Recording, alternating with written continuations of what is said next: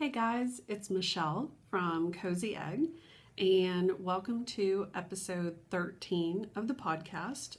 Today is Wednesday, July 6th, 2016. I'm a little off kilter this week because since the 4th fell on a Monday, it feels like today is Tuesday. So, because I've only been at work 2 days, but it's actually Wednesday. So, welcome to the podcast. Thanks for joining. And welcome to anybody that is just joining for the first time. And thank you to anyone that's returning. I know it's been a long time since my last video, so I apologize for that. But hopefully, now that we're full-fledged into the summer months and all the stuff that goes with that, hopefully I can kind of get back on track here. So, let's dive right into it. So let me share what I have finished since the last time I recorded. One of the things that I finished, I'll save till later. I don't have it to show you, but I can talk about it. So my current whip, stitching whip, is in my bag that my friend Sylvia made. It has this little horn book zipper pull on it with an M, and this beautiful fabric that's so appropriate for this time of year. And I just actually posted to my blog today, or yesterday, last night, with some photos of this piece, so you can see that and read about the coffee incident. And this is the mesh bag that my piece was in when I spilled coffee on it.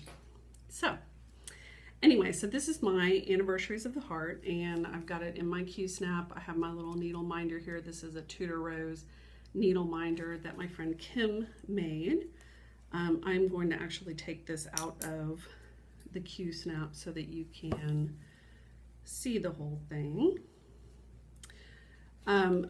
So, and if you go and you read my blog post, I talked about, this was the second project for 2016 that I pulled out of my project roulette box. You know, I pulled the first one out, which was hairpins, and then finished that like in January, mid-January.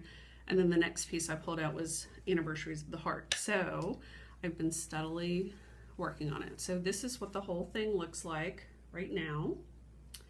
Let's see if I got all that in there. Yeah. And this right here is where the coffee incident occurred, and you can see it all came out. No evidence of coffee staining there at all. And I apologize for the lighting. It's a little late in the day. It's about 7 o'clock, so my lighting's a little weird. But anyway, so here's the whole piece. So this is the January block, February. Then this was the bonus block that I redesigned to put my own little saying in there instead of the alphabet. March block, I believe that you saw that last time, so that is finished. And that was personalized for Eric's grandparents. And then what you have not seen is the April block, which is this one right here. And this is called Pink Hill Manor. And I'll get it a little bit closer and see if I can get that for you. So it's got April 8th, 2006. That is mine and Eric's wedding date. And I stitched this, obviously personalized for us. We actually celebrated our 10-year anniversary this year, obviously. And then I've got our initials here, E and M, over on the side. So I finished this up right before our anniversary, actually. And so then I got the joy of moving down to the next row.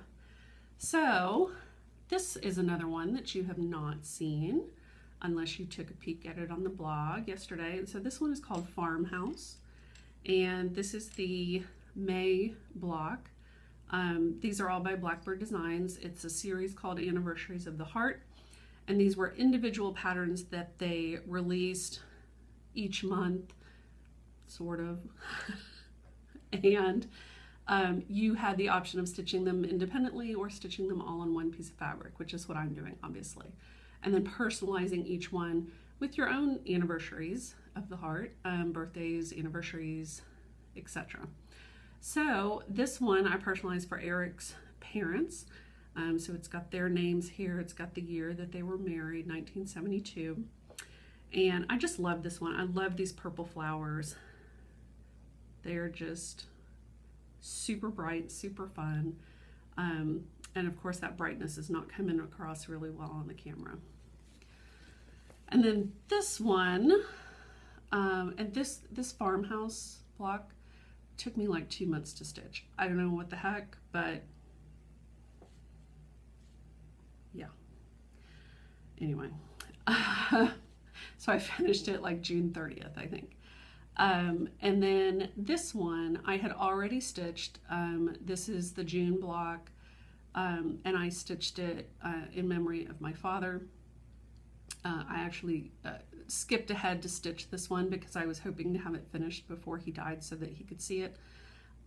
But unfortunately I did not get it finished in time. So I have his name and his mother's name here. They both had June birthdays.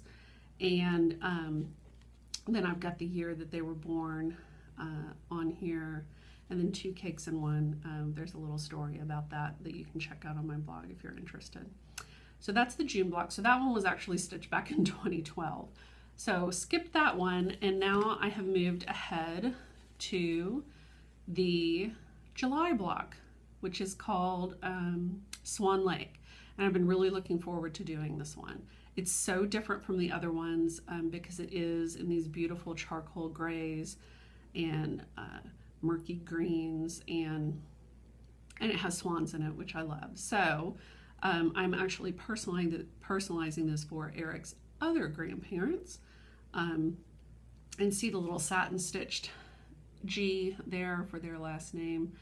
I don't really love doing satin stitch, but I'm happy with how that came out. So working on that, and here's what it'll look like when it's done. So Swan Lake, you can see the little swans there, and then I'll figure out how I want to personalize that when I get to it.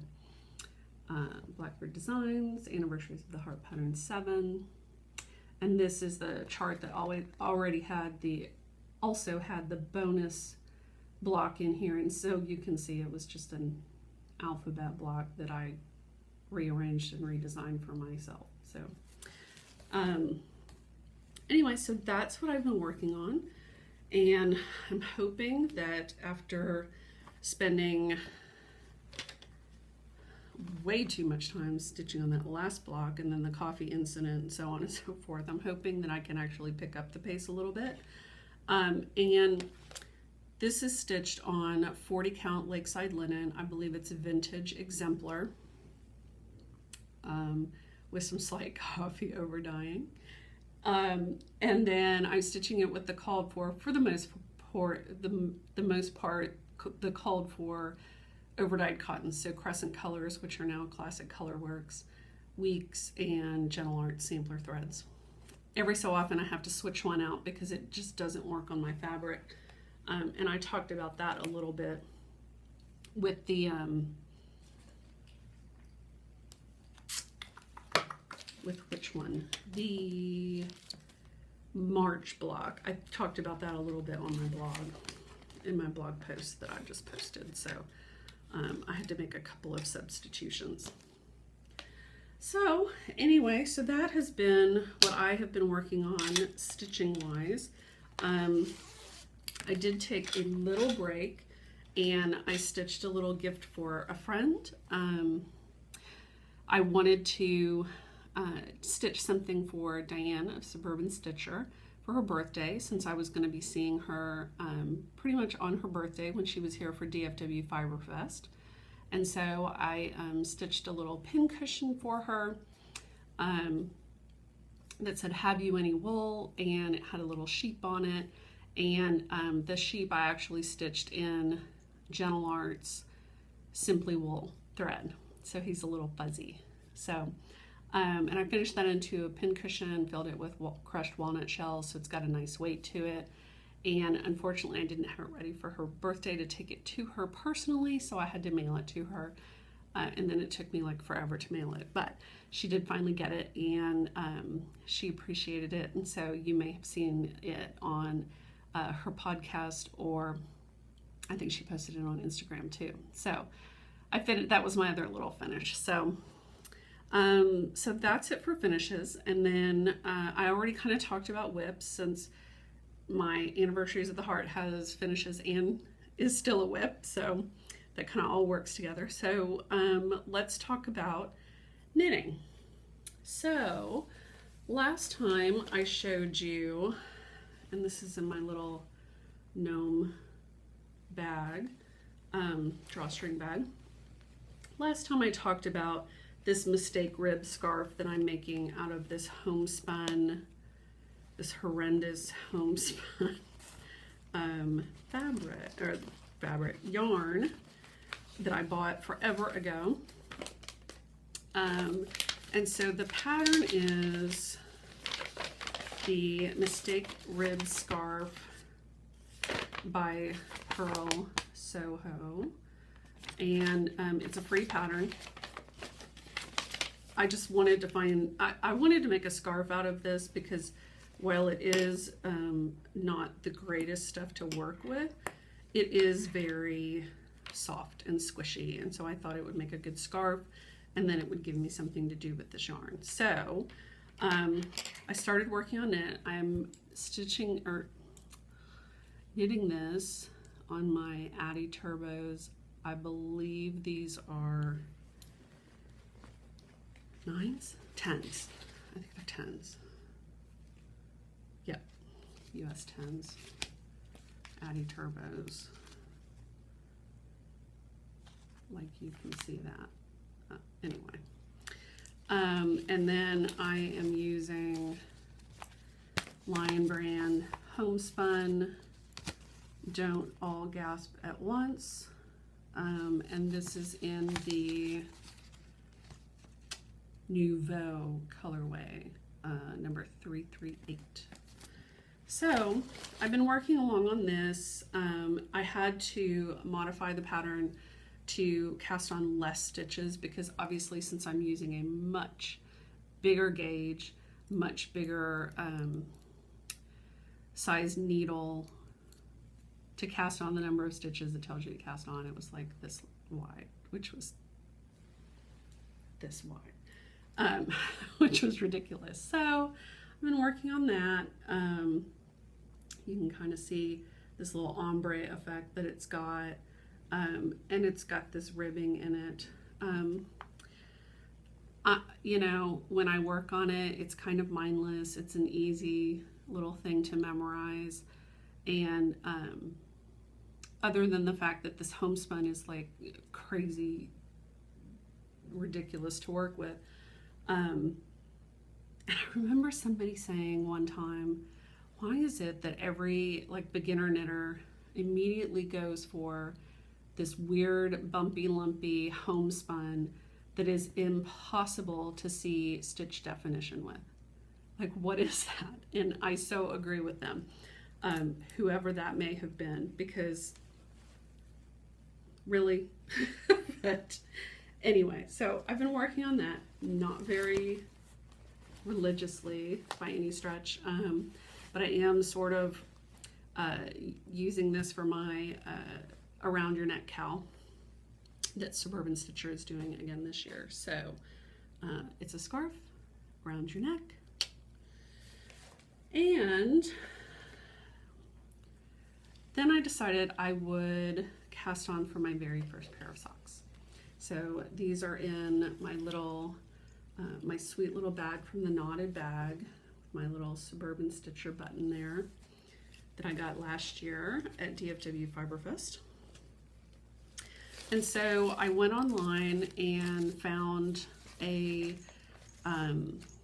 free pattern called First Time Socks Top Down Magic Loop Technique, and these are by Pastiche Knitwear.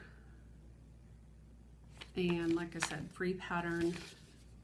It fit all the qualifications. First time, relatively basic socks, top down, magic loop.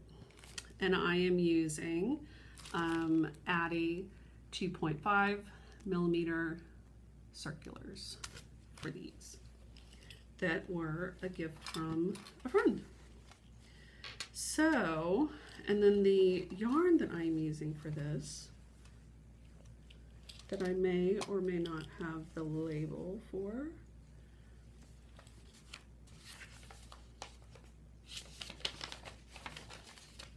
really? Do I not? No, I do not. And I don't know what I have done with it, but this is, oh, look how smart I am. I put it right in there. This is not very color accurate. This is a beautiful jewel tone color. So it's like raspberries and purples and blues and these sort of topaz-y colors in here too. It's a gorgeous, gorgeous color.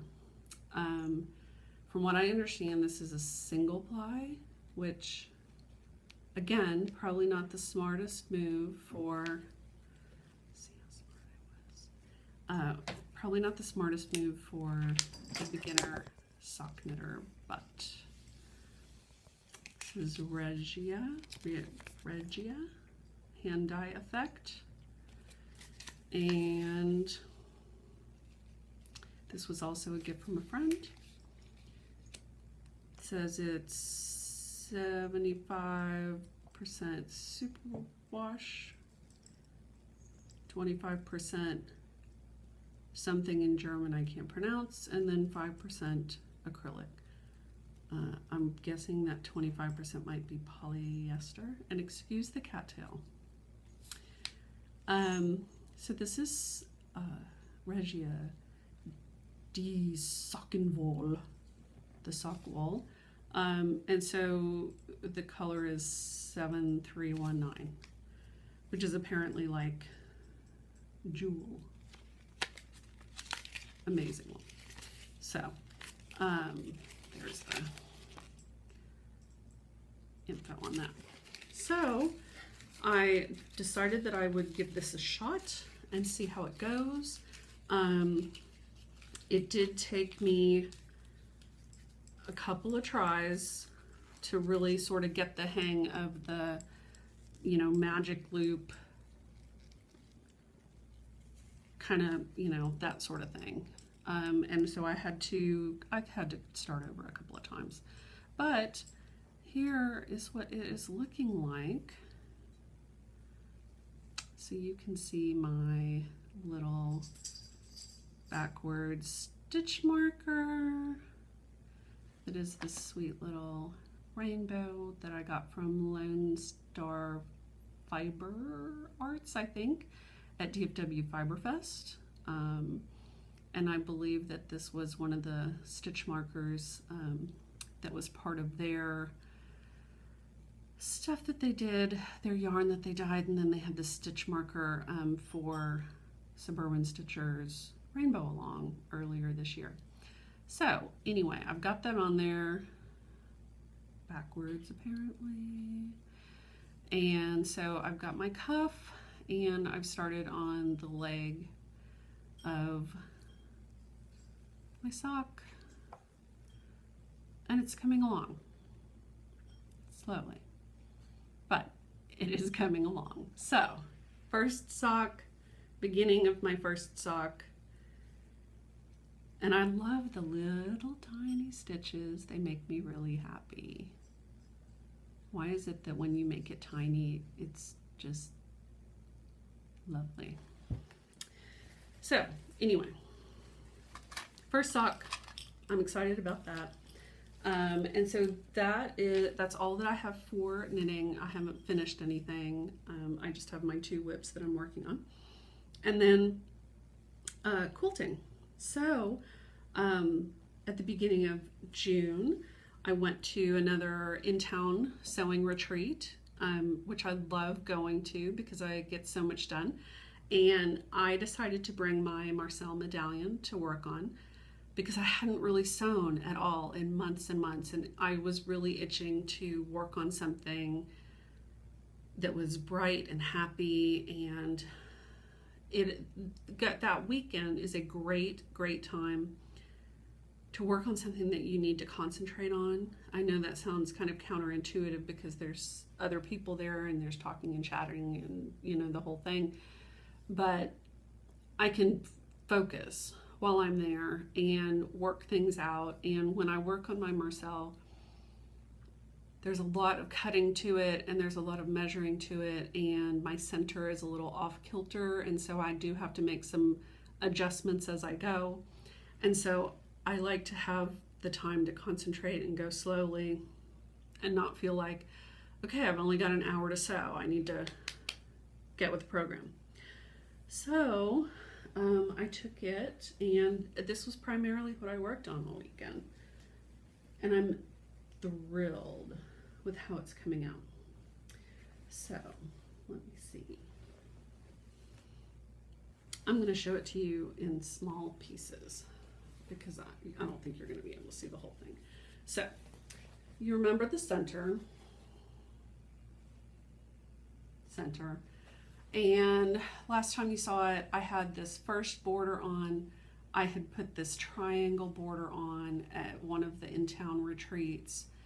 I put this, and then I put the Alice in Glass Party Streamers border on that had these great little cornerstones, like the stack of books and the cupcake. And so then this time what I needed to work on was this flying geese border. And so I wanted to use that great Abacus Alice in Glass fabric that I got the fat quarter of when I was at Glam Stitch a Lot that Andover sent for each of us. And so I wanted to use that as my background in these blocks. And I wanted to also do a low volume background so that it tied back in with my low volume background here in the center. So I used a mix of fabrics. There's some Tula Pink in there. Most of the fabrics were some Cape Facet that was from that bundle that a friend of mine gave me for my birthday. So I used a lot of those. Particularly there's this polka dot that I just love. See that polka dot? There's some Anna Maria Horner in there too, as well as I used her this fabric for the cornerstones because I really wanted something that would kind of ground those corners with the light background and the flying geese. And then the next border was the brick border. And so I chose to use all cotton and steel fabric. And so most of this is from like their first lines, those little tigers. There is some of their later lines mixed in here too, but for the most part it's those first lines, especially the August line that has the lions in it.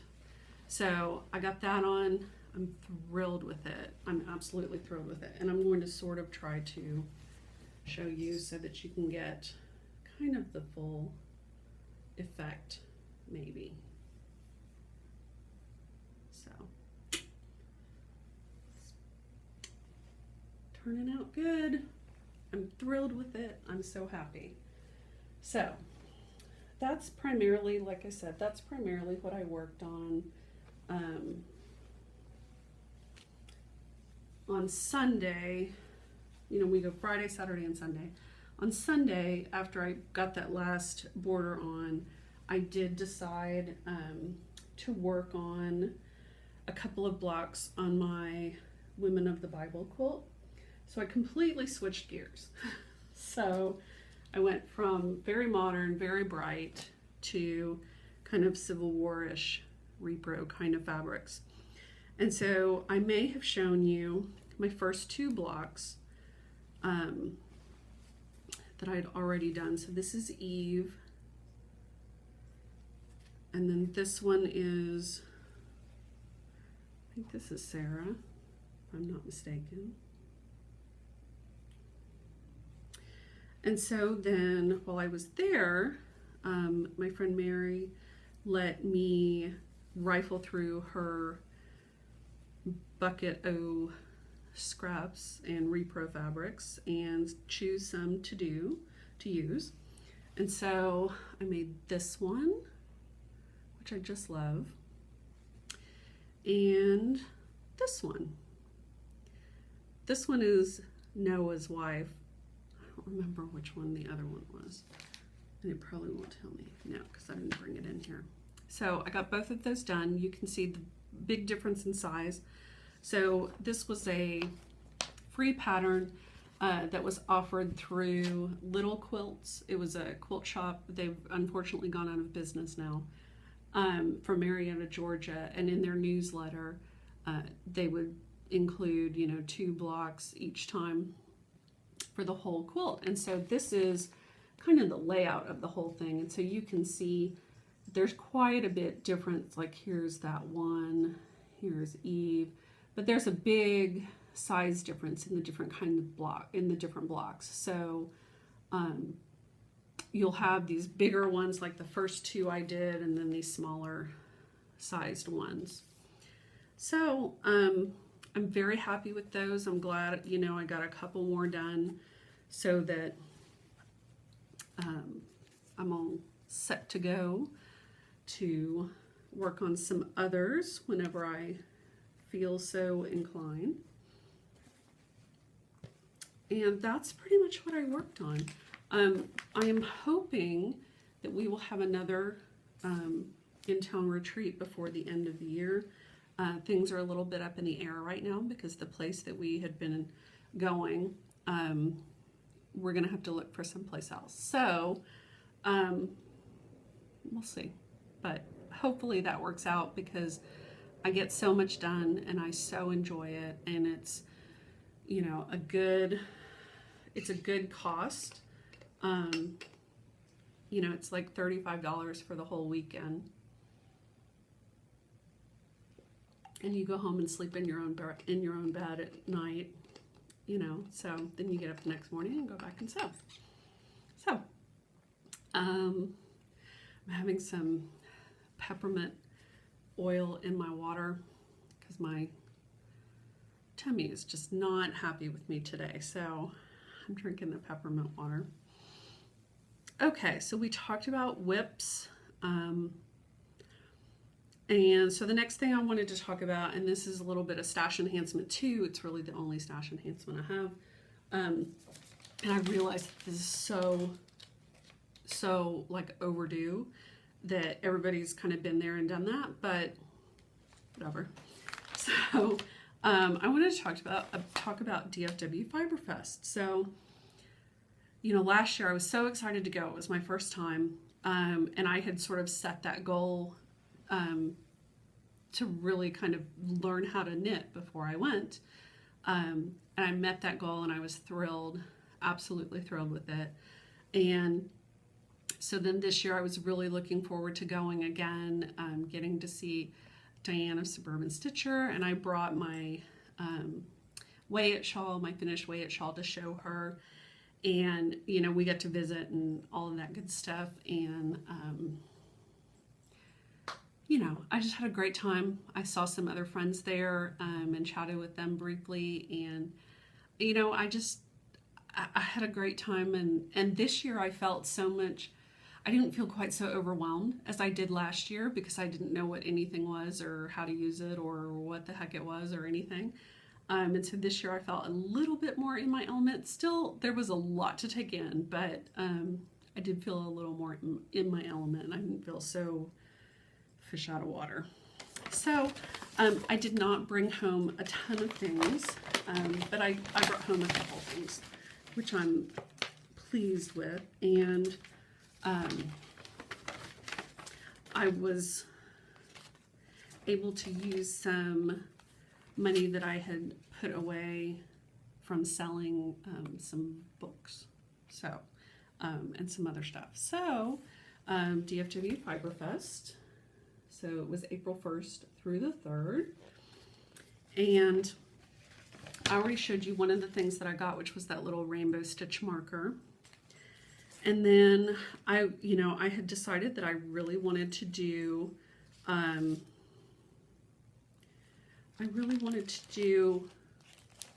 is very strange.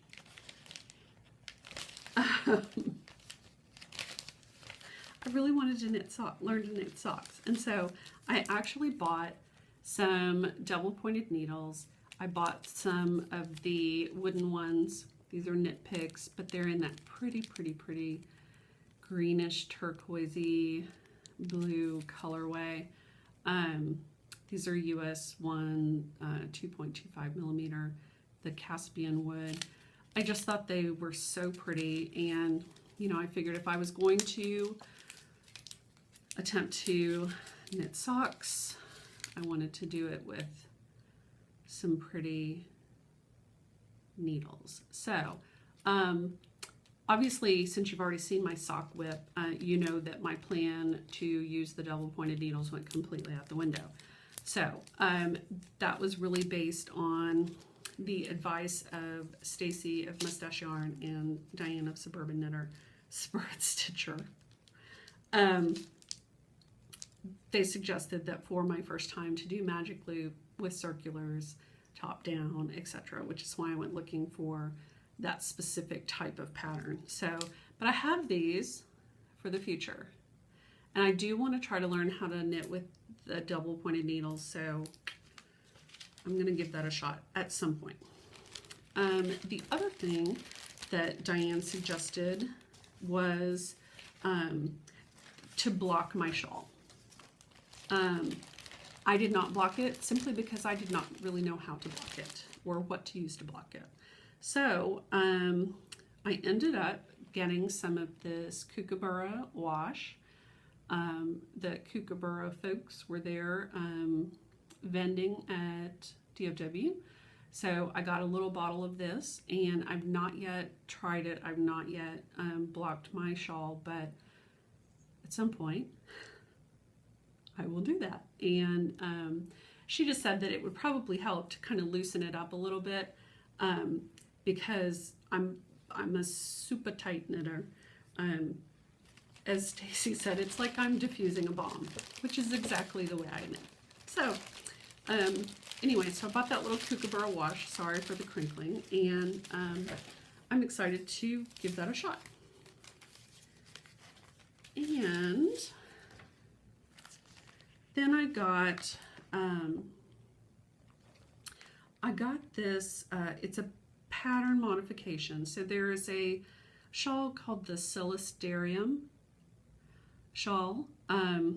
That's a big round shawl, and you put beads in it to represent the night sky in like the constellations. So, but she had the shawl in her shop, in her booth, and she had made modifications to it to make it a little bit easier to read or to follow. And so I went ahead and I bought the modifications because I'm just absolutely, and this is a horrible picture, horrible video of a picture in plastic. So anyway, go check it out if you would like to see it.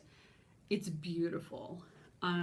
So I really want to knit that. So this was from the Fiber Lady, and the original Seles Terraeum pattern is by Audrey Nicklin, and is available on Ravelry. So I'm very excited about that, and at some point I'll work on that. And then the last couple of things that I got, so I pretty much went with a couple things in mind. I wanted to get sock needles, double pointed needles. I wanted to get a Suburban Stitcher bag, and I wanted to get some mustache sock yarn. So those were my three must-haves. So I did get my Suburban Stitcher bag. The beautiful, beautiful bag that she made out of Tula Pink Eden. And it has the gorgeous butterfly right centered on the front. So pretty. I love this lotus flower. But the bag is gorgeous. I mean, it's got this great bottom. It's got this great little wristlet loop that attaches here, her label. Here's her card. It's beautifully made, absolutely beautifully made. And then the inside is more of the Eden fabric. So I had to have this bag, had to have it. And then I looked at Staceys Yarn and I knew immediately which one I wanted to get. And so I got her, this is her Kama Sutra colorway that I believe that she released last year as part of the School of Socks Education, something along those lines, that she did last year. So this is Mustache Yarn, Perfect Sock, Self-Striping, and this is a OCD, so it's 2 perfectly matched half skeins twisted together, and fingering 440 yards, 100 grams, 75-25 superwash merino and nylon, and it's got 20 even stripes. So yeah, look at that loveliness. Don't look at the fact that my nails are naked. Look at that loveliness. And one of the things that I love about Stacy's booth is that she's got like samples of these knit up so that you can see what it looks like, what it's going to look like knit up. But of course I did not want to start with this beautiful yarn for fear of messing it up. So I'm doing my trial run first socks on the Regia, but I can't wait to get to this. So this is living in my Suburban Stitcher bag for now, and I'm most thrilled with it. So those are that's my stash enhancement from DFW. And the other thing that I really wanted was I wanted some Jenks yarn. Unfortunately, she was not able to be there. She was very ill. So, but it was strange because I didn't realize that she was ill and couldn't be there. And so I kept looking for her booth number. And like I would walk down that aisle and I just didn't see her booth at all. And so I thought, well, I must have missed it. And so I walked past again, didn't see it again. So then I get out the little map and I look and I'm like, and I don't remember what the numbers were, but it was like she was, 32. And so I'm looking and it's like 30, 31, 33, and I'm like, it was like trying to find platform 9 3/4. Just did not exist. It was in some sort of weird space-time continuum that I could not see. And so I finally asked and said, where is she? And lo and behold, she was ill and couldn't make it. So I was very sad that I missed her. I hope that I will get a chance to see her and get some of her beautiful yarn at Stitches, Texas, which is in the fall, which I missed last year. So I'm hoping that I can go to that and get some of her beautiful yarn too. And she's got her anniversary colorway, so I'm hoping that I can get my hands on some of that.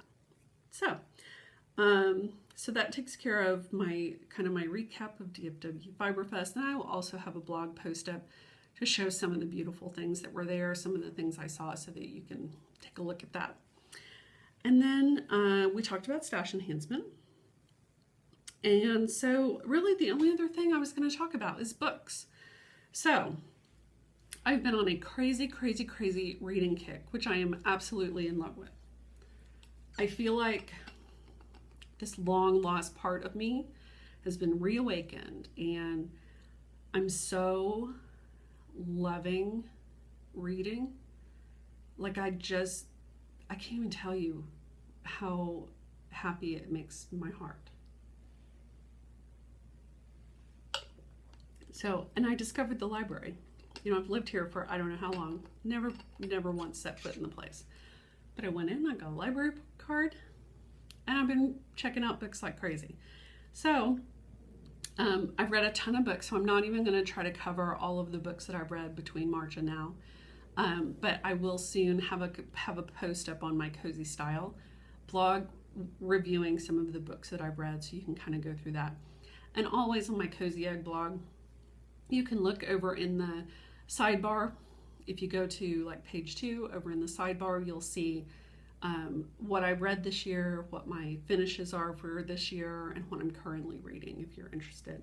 And you can also follow me on Instagram and see what I'm doing on Instagram too. So there's an overabundance of book posts on there right now. So currently I am reading not a library book. I'm trying my best to try to pull some books off of my shelf that have been there forever and ever and read them, because one should read the books that one buys, right? So this book, Beyond Desire, Thea Divine, I've had this book probably no less than 15 years. Here's what I'll say. I'm this far from the end, so I think I probably have, 60 pages or so left. And it's what they call it is an erotic romance. What I will say is the story is good. It's keeping me engaged. It involves some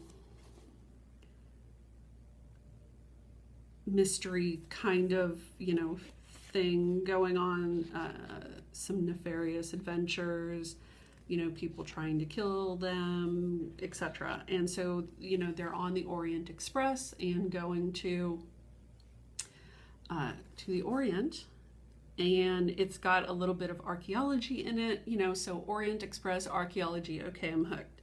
You got me. What I will say is I think that the book would be much better without some of the ridiculousness of the sex scenes. I think that she is a much better writer than what you see in those scenes, because it's ridiculous. That's what I'll say. But the rest of the book, like I said, has held my attention, so I'm appreciative of that. I will likely not read another one of her books. Just not doing it for me. And, when I have to go to Websters.com to look up words that are used in sex scenes, there's something going on that's gone horribly awry. Because, yeah, thesaurus abuse at its finest. And strange words, like words that I